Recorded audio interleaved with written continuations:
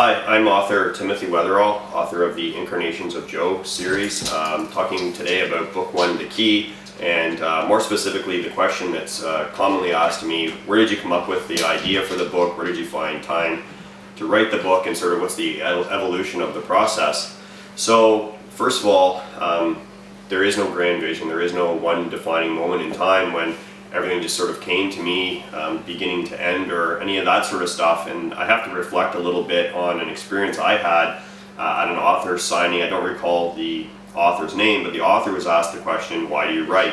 And the response was to find out how the story ends. And that somewhat amused me, because it's exactly my experience, where you might have the expectation that the author knows everything there is to know about the book, but the reality is that the first time the author themselves is hearing the story just like the reader, and is usually, and certainly in my case, unsure of how the story is going to end. So I enjoy writing the books so that I know how the story ends and having that sort of control over it.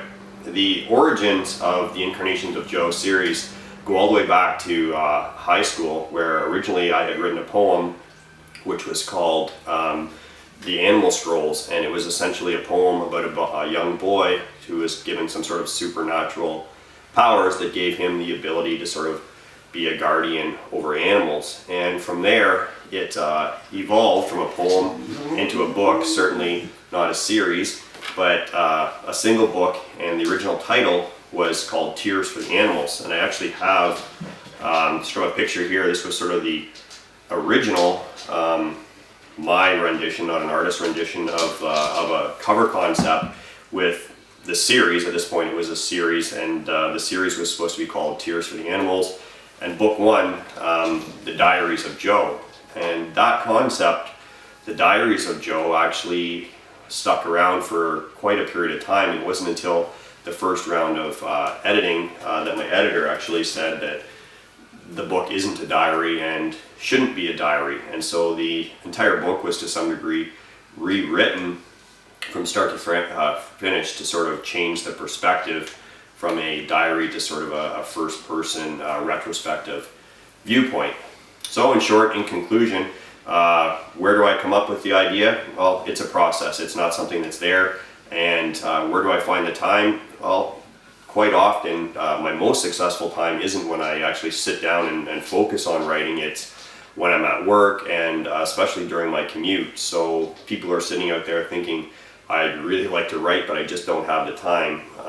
That can be a bit of a crutch, I think, an excuse.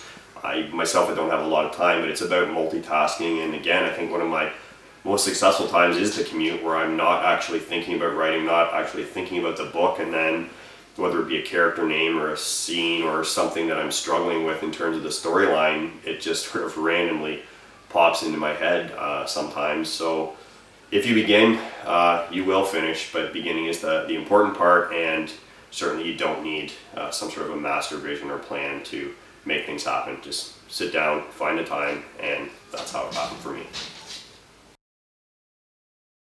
So, once.